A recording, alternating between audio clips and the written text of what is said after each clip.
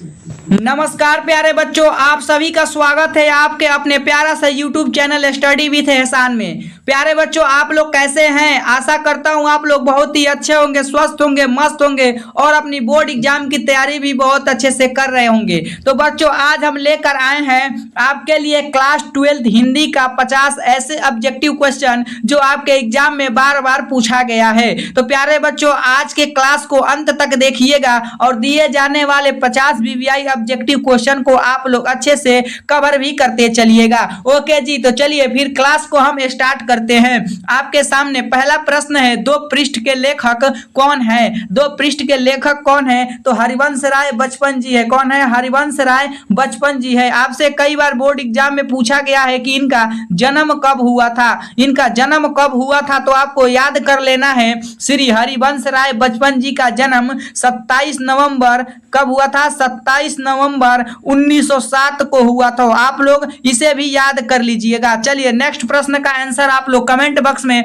हमारे साथ आप लोग कमेंट सेक्शन में आंसर लगाते चलिएगा। कविता पाथिक के लेखक कौन है? 2 नंबर प्रश्न का सही जवाब बिल्कुल ए हो जाएगा। कविता पाथिक के लेखक कौन है? तो जयशंकर प्रसाद जी है। आपसे कई बार एग्जाम में पूछा गया है कि जयशंकर प्रसाद जी का जन्म कब हुआ था। तो जन्म आपको याद कर लेना है। इनका जन्म हुआ था 30 जनवरी।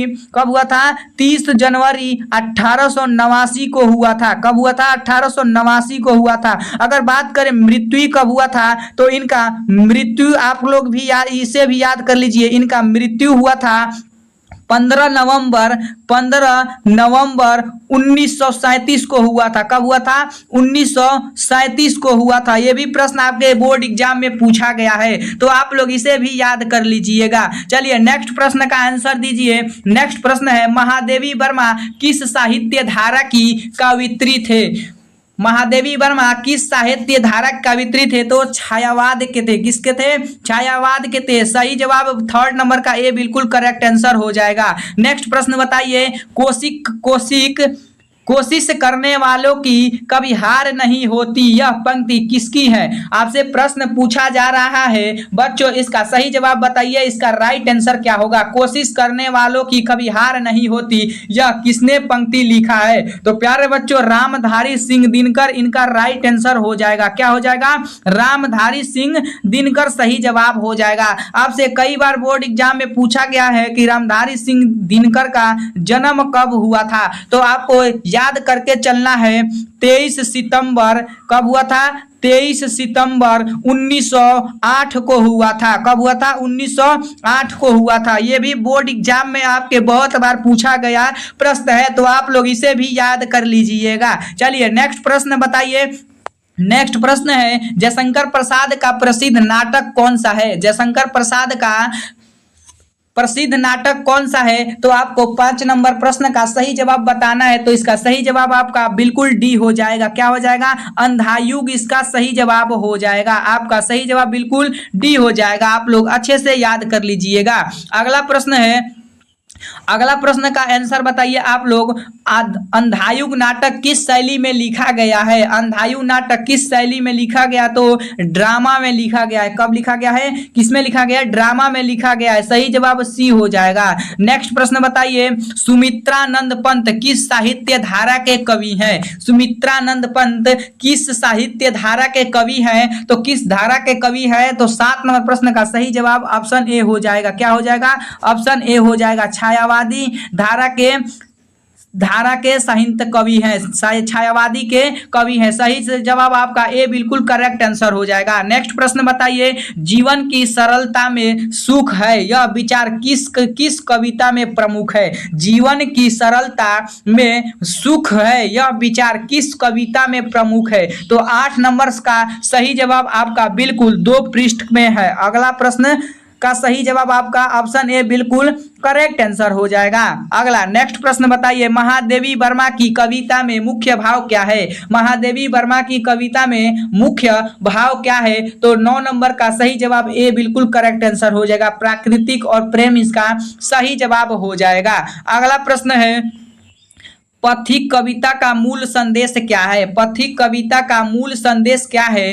प्यारे बच्चों, आप लोग इसका फटाफट कमेंट में आंसर बताते चलिए और इस क्लास को आप लोग अंत तक देखते रहिएगा, क्योंकि दिए जाने वाले 50 ऐसे ऑब्जेक्टिव क्वेश्चन है जो आपके बोर्ड एग्जाम में बहुत बार रिपीट किया हुआ प्रश्न है। तो आज आप लोग 50 में से कितना सही कर पाते हैं, आप लोग वीडियो को अंत तक देखिएगा, तभी आप लोग कमेंट बॉक्स में बता पाइएगा कि हमने आज इतना सही किया है। तो पथिक कविता का मूल संदेश क्या है? तो 10 नंबर प्रश्न का सही जवाब ए हो जाएगा। यात्रा से ज्ञान प्राप्त होना ही मूल संदेश क्या है, आपसे प्रश्न पूछा है तो इसका सही जवाब आपका ए हो जाएगा। अगला नेक्स्ट प्रश्न बताइए, नेक्स्ट प्रश्न का सही जवाब क्या होगा? आप लोग 11 नंबर प्रश्न का बताइए। हरिवंश राय बचपन का कौन सा ग्रंथ प्रसिद्ध है? हरिवंश राय बचपन का कौन सा ग्रंथ प्रसिद्ध है? तो 11 नंबर प्रश्न का सही जवाब बिल्कुल ए हो जाएगा, मधुशाला। क्या हो जाएगा? मधुशाला। ऑप्शन ए बिल्कुल करेक्ट आंसर हो जाएगा। नेक्स्ट प्रश्न बताइए, मधुशाला में क्या वर्णित है? मधुशाला में क्या वर्णित है आपको बताना है। तो जीवन दर्शन वर्णित है। क्या है? जीवन दर्शन वर्णित है। सही जवाब ए बिल्कुल करेक्ट आंसर हो जाएगा। नेक्स्ट प्रश्न बताइए, रामधारी सिंह दिनकर का प्रसिद्ध महाकाव्य कौन सा है? आपसे कई बार एग्जाम में ये प्रश्न पूछा गया है कि रामधारी सिंह दिनकर का प्रसिद्ध महाकाव्य कौन सा है? तो 13 नंबर प्रश्न का सही जवाब आपका ऑप्शन बी हो जाएगा। क्या हो जाएगा? ऑप्शन बी सही जवाब हो जाएगा। रश्मि रथी इसका सही जवाब हो जाएगा। अगला प्रश्न है, रश्मि रथी महाकाव्य किसने जीवन पर आधारित है? किसके जीवन पर आधारित है? बच्चों, आपसे प्रश्न पूछा जा रहा है रश्मि रथी महाकाव्य किसके जीवन पर आधारित है? तो किसके जीवन पर आधारित है? वो कर्ण के जीवन के आधारित है। ऑप्शन बी बिल्कुल करेक्ट आंसर हो जाएगा। क्या हो जाएगा? ऑप्शन बी बिल्कुल सही जवाब हो जाएगा। अगला प्रश्न बताइए, कविता कोमलता किस लेखक की है? कविता कोमलता किस लेखक की है? तो 15 नंबर का सही जवाब ए बिल्कुल करेक्ट आंसर हो जाएगा, महादेवी वर्मा जी का है। अगला नेक्स्ट प्रश्न बताइए, छायावादी कवियों की विशेषता क्या है? छायावादी कवियों की विशेषता क्या है? तो 16 नंबर प्रश्न का सही जवाब प्राकृतिक और भावनाओं का चित्रण इसका सही जवाब ए हो जाएगा। क्या हो जाएगा? ऑप्शन ए बिल्कुल सही जवाब हो जाएगा। अगला प्रश्न है, अंधायुग नाटक का मुख्य विषय क्या है? अंधायुग नाटक का मुख्य विषय क्या है? तो युद्ध के बाद जीवन, युद्ध के बाद जीवन इसका सही जवाब ए बिल्कुल करेक्ट आंसर हो जाएगा।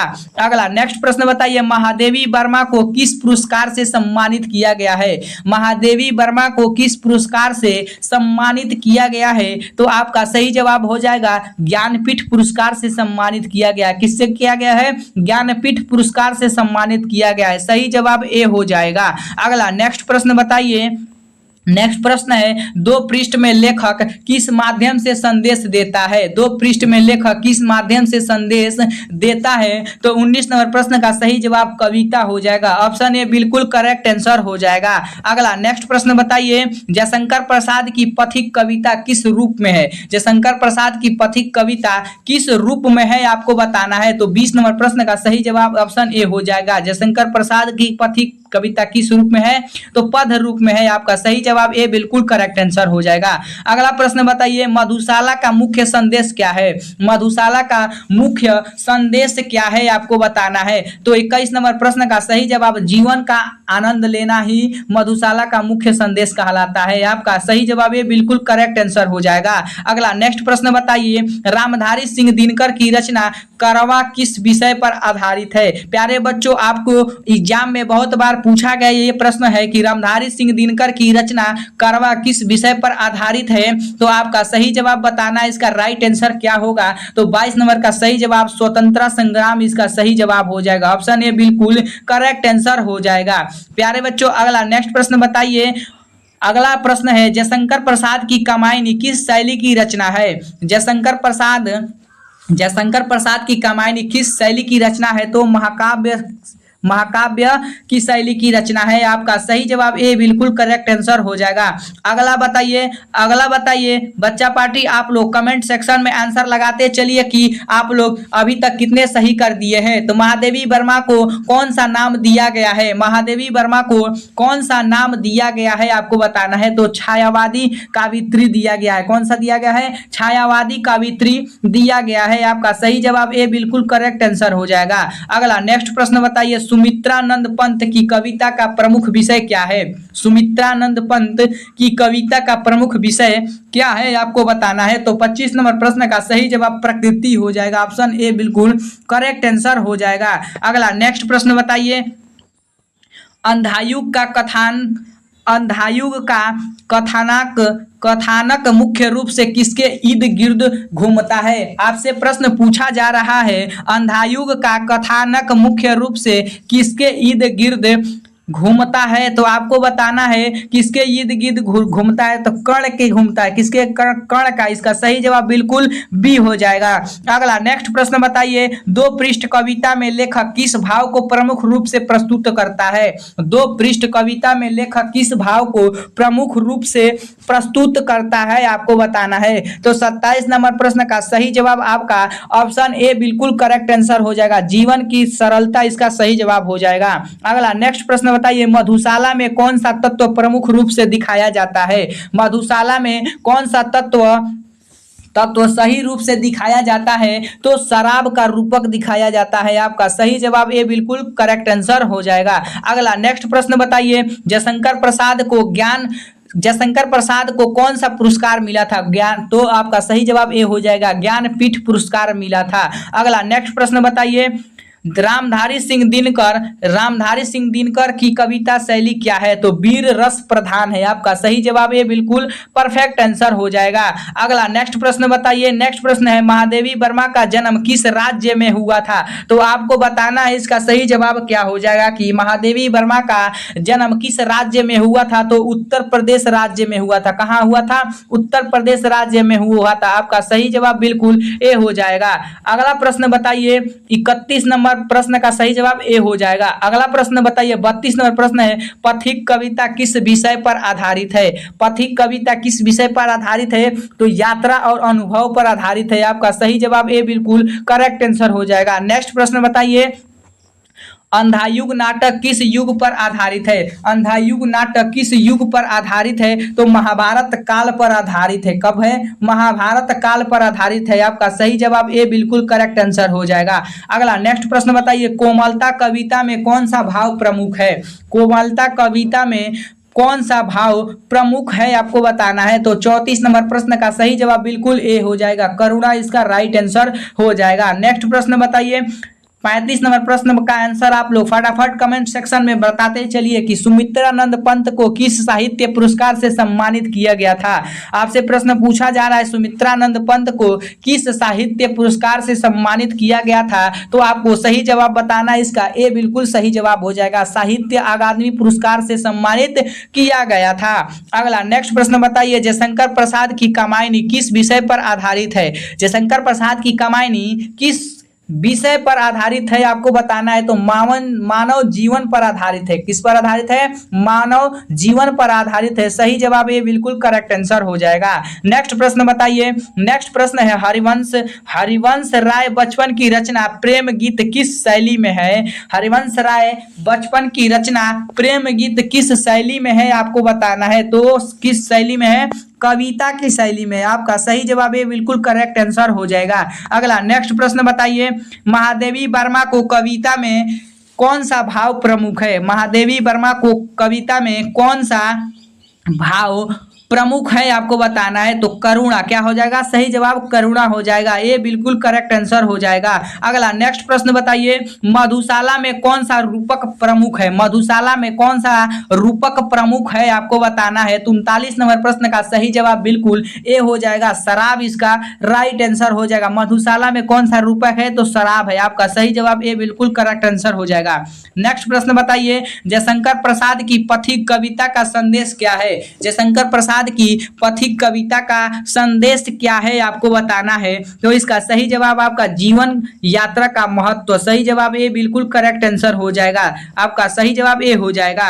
अगला नेक्स्ट प्रश्न बताइए, रामधारी सिंह दिनकर की कविता का मुख्य भाव क्या है? रामधारी सिंह दिनकर की कविता का मुख्य भाव क्या है आपको बताना है। तो उनका भाव वीरता है। क्या है? वीरता है। आपका सही जवाब ए बिल्कुल करेक्ट आंसर हो जाएगा। अगला नेक्स्ट प्रश्न बताइए, 42 नंबर प्रश्न का सही सही जवाब आप लोग कमेंट सेक्शन में बताइए कि अंधायुग नाटक का लेखक कौन है। प्यारे बच्चों, आपसे कई बार एग्जाम में पूछा गया है अंधायुग नाटक का लेखक कौन है, तो आपको बताना है। तो बच्चा पार्टी आप लोग फटाफट कमेंट सेक्शन में आंसर लगाते चलिए कि 42 नंबर प्रश्न का सही जवाब आपका ऑप्शन ए बिल्कुल करेक्ट आंसर हो जाएगा। जयशंकर प्रसाद इसका राइट आंसर हो जाएगा।